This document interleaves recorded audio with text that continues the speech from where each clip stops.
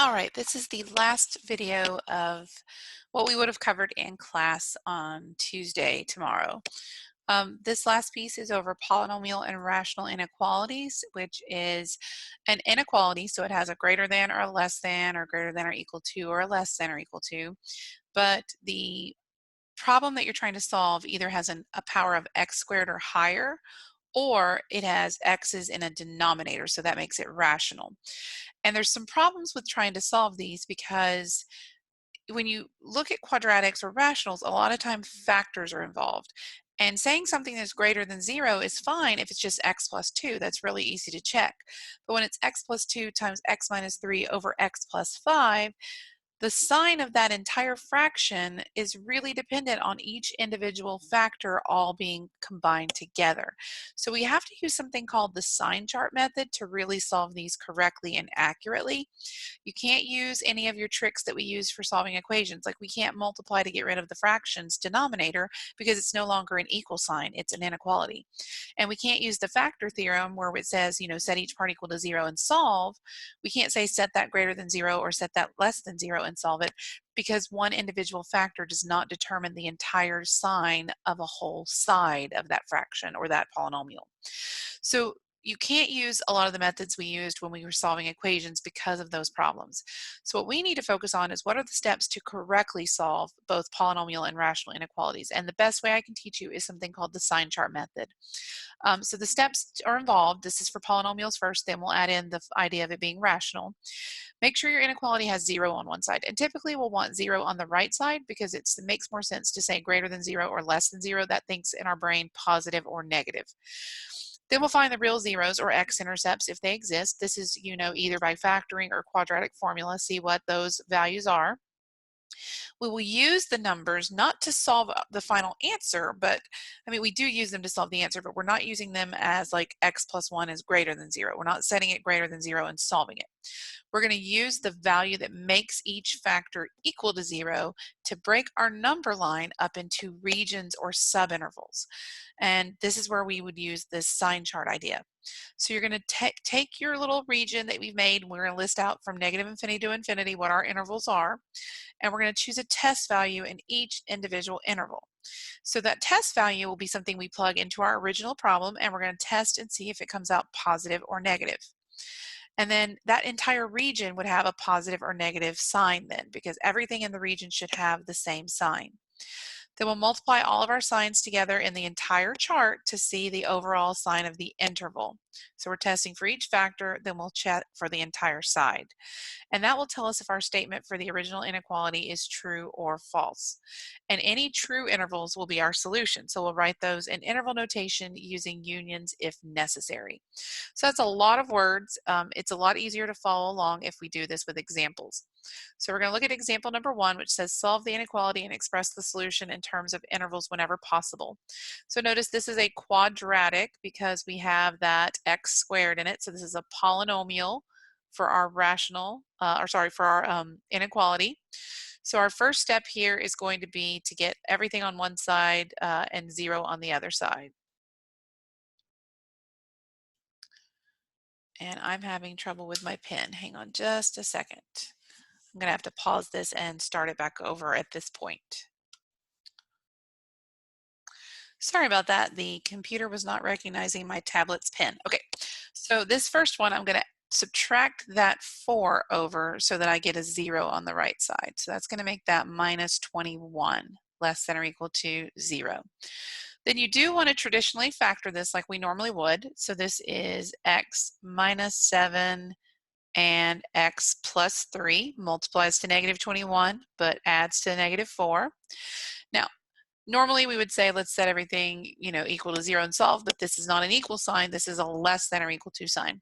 So what we want to know is what are these important critical values that make each one of these equal 0, because those are the parts that break our number line up into subintervals. So a 7 and a negative 3. So the next step is when we create our sign chart, and your sign chart is completely based off of a number line. So you want to put your 2, and I usually just make them big long charts out of my values. You want to put your 2 0 values here on your chart from least to greatest so that it makes sense like a real number line. And then you're going to write that whether or not this is going to be open or closed for each of these. So this is an equal to, so this is a closed circle. Now, in our previous video, we talked about how closed circles is related to brackets and open circles are parentheses. So equal to means closed circle, which means brackets. So this is 3 subintervals of a number line. So this first subinterval is -infinity to -3 with a bracket. The middle one is bracket -3 to 7 with a bracket. And the last subinterval is bracket 7 to infinity. Remember, infinities never have brackets because it's an idea, not an actual number.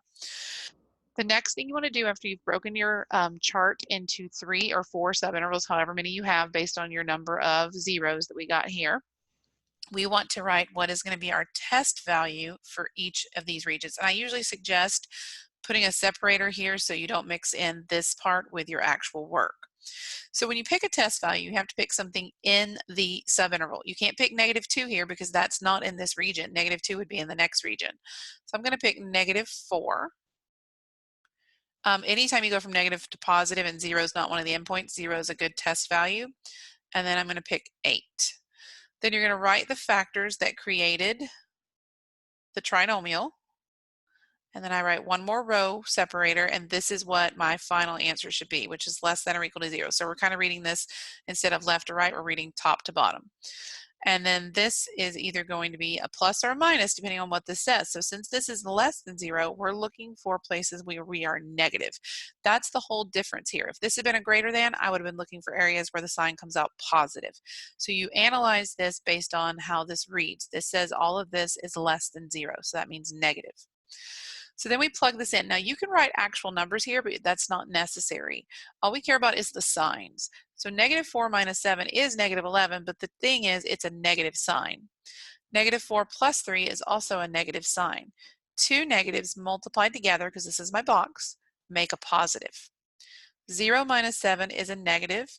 0 plus 3 is a positive. A negative times a positive is a negative. 8 minus 7 is a positive. 8 plus 3 is also a positive. Positive times positive is positive. So this is the overall sign for each of these subintervals. Now, we wanted the negative one, so there's only one solution that makes sense in this problem. So the answer is that every single number between -3 and 7, including those endpoints, is a solution to the original inequality. So there's an infinite number of solutions because remember there's an infinite number of decimals and fractions in between all of those guys. So this is how you solve a polynomial inequality. You use the sign chart method. So let's try another one. Now this one's a little trickier because I've put the x squared on the right side and we usually want our 0 over there. So if you want to go ahead and move everything over because you like that that's a positive x squared, that's fine. But you're going to have to rearrange it in just a second. So if I move everything over, it reads like this. I want it to read the other direction. So if you change the direction of your inequality, you have to change the way that the arrow is pointing. So now it's a greater than. And that makes sense because this is opening to x squared. It's still opening to x squared. Then I would factor this. This is x plus 3 and x minus 4. So my 0 values are a -3 and a 4. We'll come over and put those on our number line from least to greatest. So -3 is smaller than +4. And this is again equal to, so these are going to be closed circles. So this is -infinity to -3 with a bracket, bracket -3 to 4 with a bracket, bracket 4 to infinity.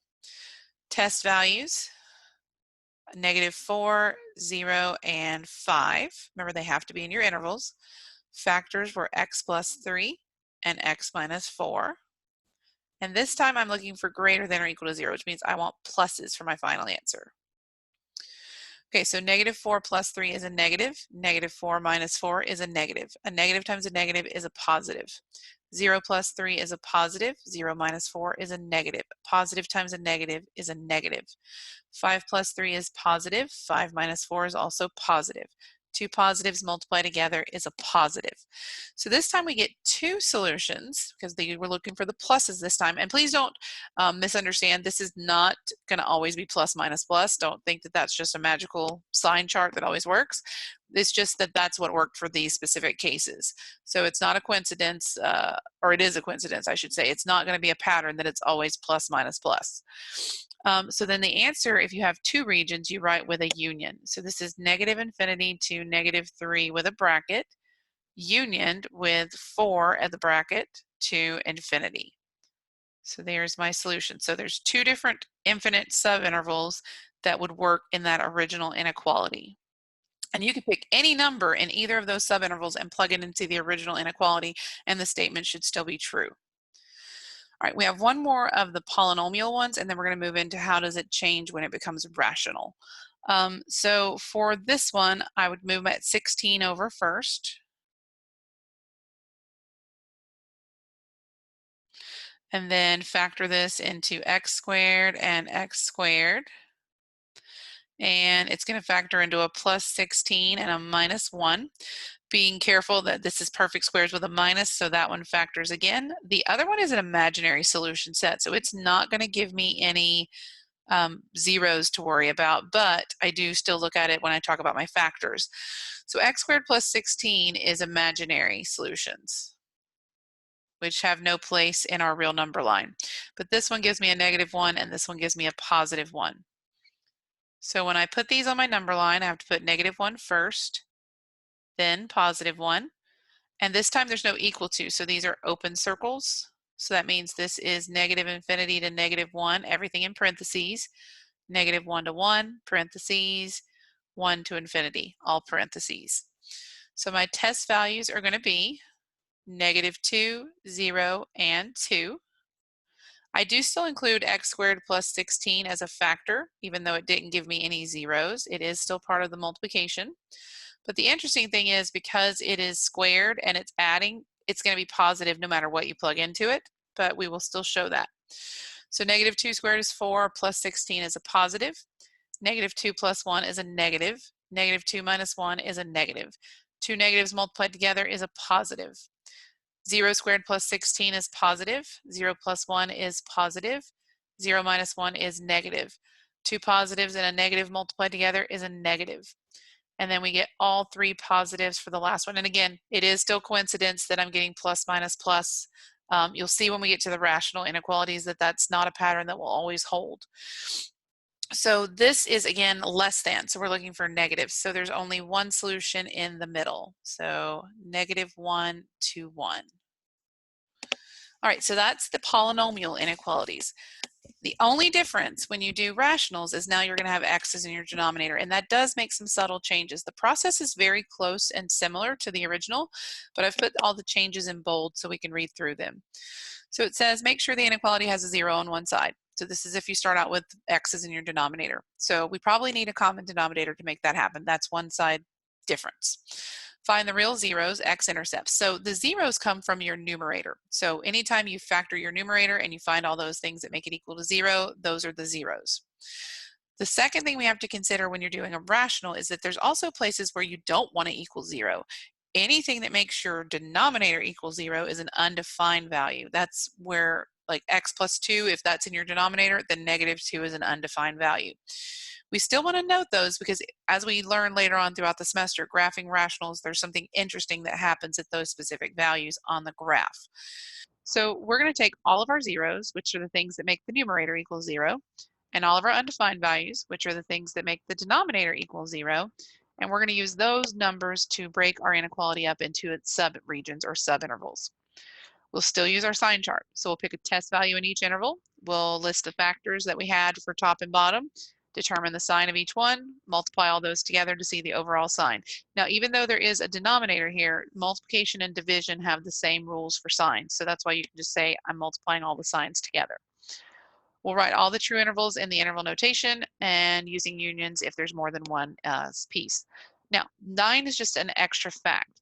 Anytime you use an undefined value as an endpoint of an interval, you must use parentheses no matter what on that endpoint because it's an undefined value.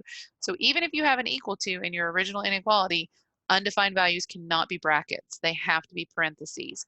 So the number that are your zeros that come from the top, they'll follow whatever the inequality rule is. So if it's an equal to, they'll have brackets. If it's not, they'll have parentheses. but the denominator values will always be parentheses only. So that's just something that to note, and I'll show you how I differentiate that when I make my list. Okay, so this first one I've given you, I tried to start us out a little easy because we've got, I think, 5 of these to work through. This one has the 0 already ready, and it's already pre-factored, so yay. No common denominator stuff to get. It's already one big fraction on the left, and it's all factored, and then we have our 0 on the right. So I'm going to write how I differentiate what's going on between the top and the bottom. So the top, or the numerator, and the bottom, once you've got them factored, we're going to list what those zeros are for each part, or the undefined values. So what makes the top equal 0 is a -3, because x plus 3, solve that over, that'd be -3.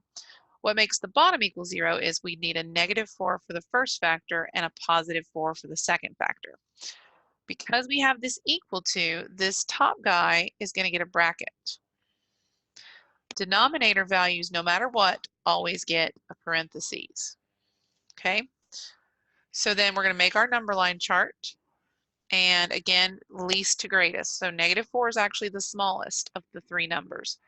Then -3, then +4. Put out what I know about my brackets and parentheses, but I usually just use closed and open circles. So open circle, closed circle, open circle. That helps me remember what I'm writing. So I'm going to make this a little bit thinner. So this first one is -infinity to -4 with a parentheses. Then I have -4 with a parentheses to -3 with a bracket. Bracket -3 to 4 with a parentheses, and parentheses 4 to infinity. I need to pick a test value for each region. So I'm going to pick -5. This is unfortunate because they're back to back, so I have to use -3.5. I can use 0 here and 5. My factors were, now you need to write x plus 3 twice because it was squared, so be careful about that. Then we have an x plus 4 and an x minus 4. You could write x plus 3 squared, but a lot of people have trouble with the signs when they write that, so I just write it twice. And then this should be less than or equal to 0. So -5 plus 3 is a negative. -5 plus 3 is a negative. -5 plus 4 is a negative. -5 minus 4 is a negative. 4 negatives multiply together to make a positive. -3.5 plus 3 would be -0.5. I get the same thing for the second one. -3.5 plus 4, though, is a positive. -3.5 minus 4 is a negative. 3 negatives multiplied together is a negative. 0 plus 3 is positive, so both of those are plus. 0 plus 4 is positive. 0 minus 4 is negative. Multiply that together, you get an overall negative. And then the 5 gives all positives when you plug it in. So that's multiplying to an overall positive. So notice this is a little different. My sign chart has a plus, minus, minus, plus. So here's an interesting thing. We were looking for negatives because it is a less than. You have 2 negatives back to back. Now the question becomes, can we make this one big interval? And as long as the value in the middle is closed, the answer is yes. So we can write this as -4 to 4, okay? If the middle value had been an open circle, you would have to keep it as 2 separate intervals, because if you combine it, you're saying that the point is also a solution. Open circles are not solutions, they're like empty parts. So if the part connecting 2 connecting intervals is closed, you can make it one big interval.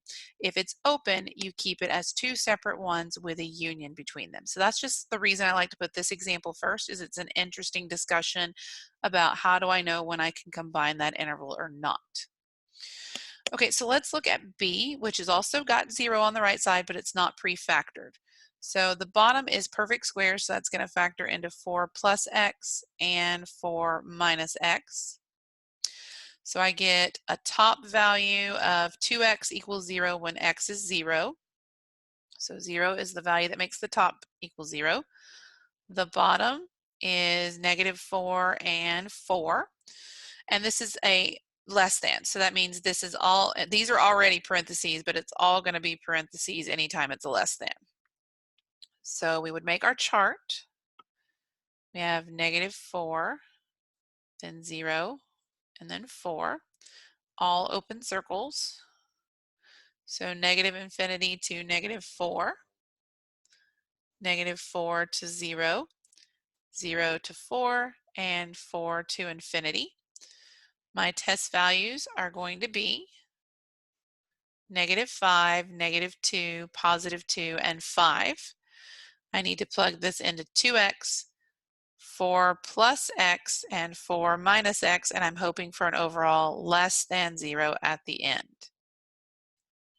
Okay, so -5 times 2 is a negative. Negative 4 minus, oh, I lost some of my work. Sorry about that.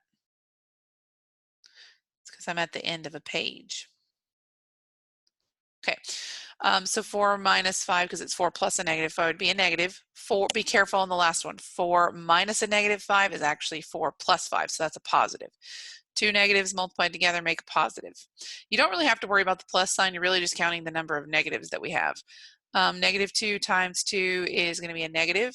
-2 plus the 4 is going to be a positive. And 4 minus a -2 is going to be plus a 2, so that's also going to be a positive. That makes an overall negative sign. They do not want to stay for some reason. 2 times 2 is a positive. 4 plus 2 is a positive. And 4 minus 2 is a positive. So those are all three positive. And then the last one is plus, plus, and minus, because 4 minus 5 is -1. Sorry, for some reason my signs do not want to stay the way they're supposed to, which makes it impossible to talk about it. Okay, so we want less than, so we want these two regions right here. So this is going to be the answer, -4 to 0, because that's the one on the bottom of this region, and 4 to infinity. So we need to connect that with a union. Okay. All right, so now we're going to get into the ones that are a little bit trickier. So the last three that I want to work for you, the problem with these is that they don't have the 0 already set up on the right side. And so when we go to move things, we're going to have to get common denominators, because the goal is still to have a single fractional piece on the left side.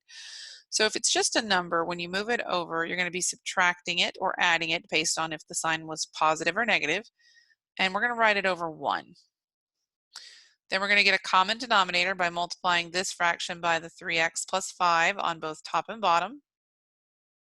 Being careful about this sign right here.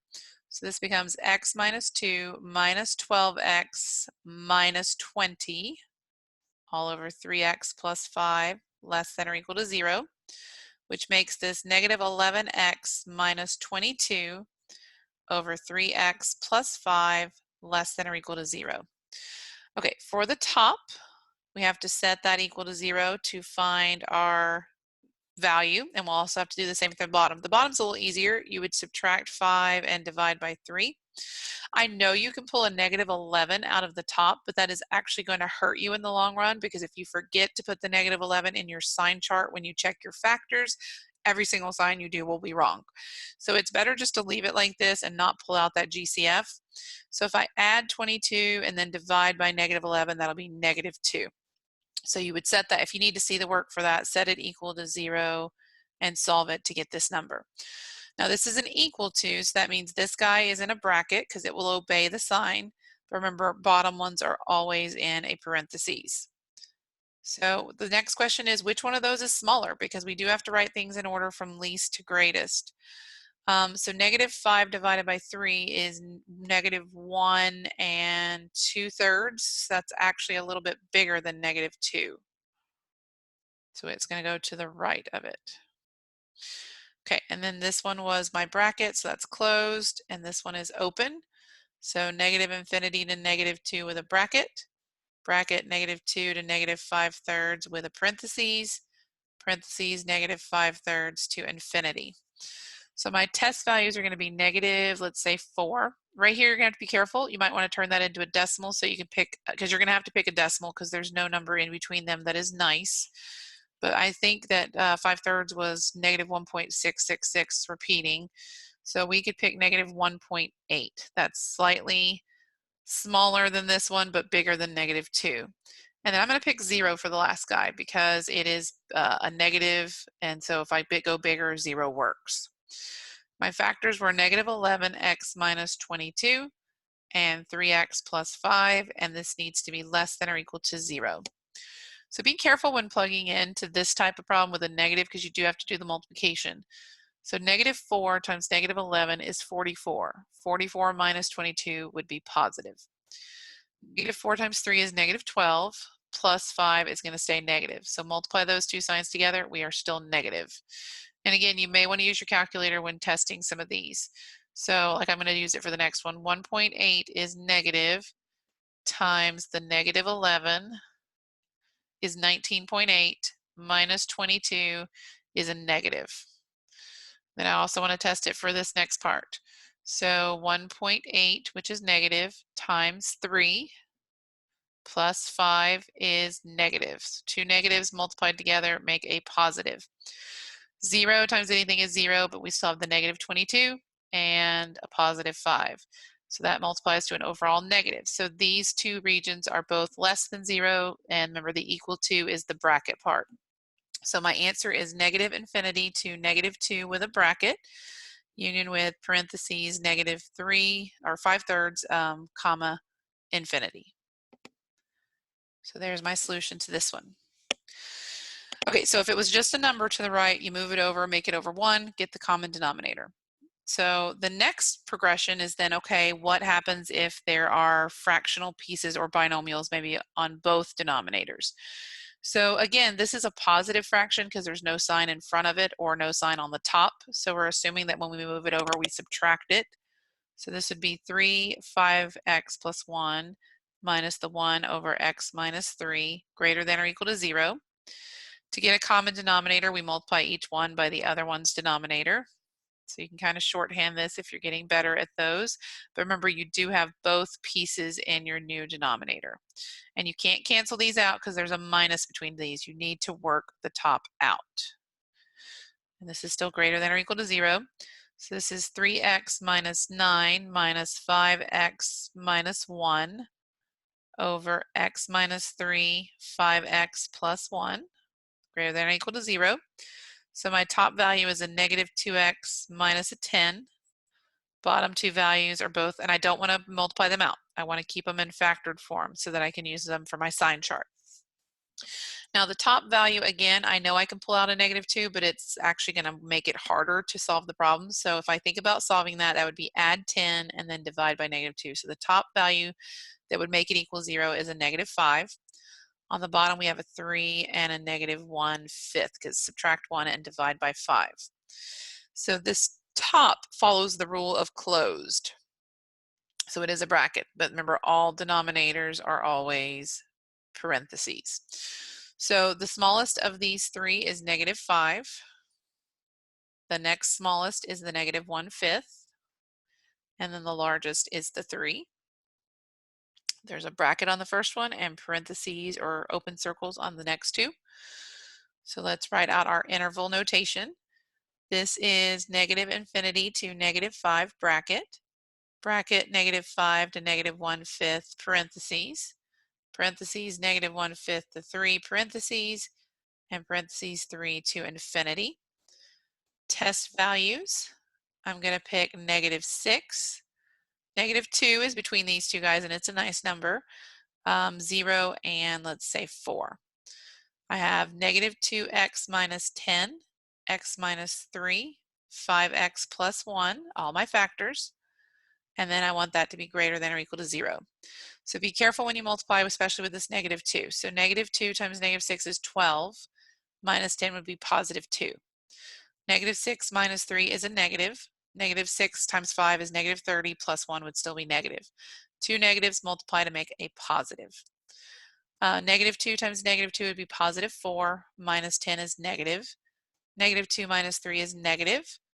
5 times negative 2 is negative 10, plus 1 is still negative. Three negatives multiply to make a negative. 0 would be negative, negative, and positive because essentially the x's go away and you're just left with the constants. So that multiplies to two positives, or positive because it's negative times negative. The last one, negative 2 times 4 is negative 8, minus 10 is still negative, 4 minus 3 is positive, and the last one is positive. So that has an overall negative sign. So since we wanted greater than 0, we're circling the pluses. So negative infinity to negative 5 with a bracket, unioned with negative 1/5 to 3. So you have to use the intervals that are in your true statements. All right, I'm about to lose battery power, so let's hurry through this last one so I don't have to make a second part of the second part. So this one again is set up so that we have to move it over first. And I'm going to subtract that over. So this would be, actually, you know what, I'm going to stop here. We're going to do this one in class because I think it'll be beneficial for us to do one together in class. That gives my battery just enough life to compile all this. So this is where we're going to stop. That means that what we have left to cover on Thursday's class is this example, plus we need to do distance formula and midpoint formula since that was technically Tuesday's lesson, but I didn't want to overwhelm you. And then we'll have our linear equations to graph and stuff like that on Thursday as well. So hopefully you're able to get through all these videos. If you add up all the time, it's actually still less time than we would have spent in class after watching all the videos. Make sure you bring your notes with all the notes filled in so that, and it can be on your own paper if you want, but I'm going to be checking those for points. That's just to give everybody enough gumption to actually watch the videos and learn the lessons. And then the Newton homeworks, you need to keep on top of those and be working towards those. So hopefully everything will be fine and my son will be getting better and I'll be back on Thursday, but I'll keep you updated and hopefully if for some reason I still have to miss, they'll be able to get me a sub since we're a couple days ahead on that.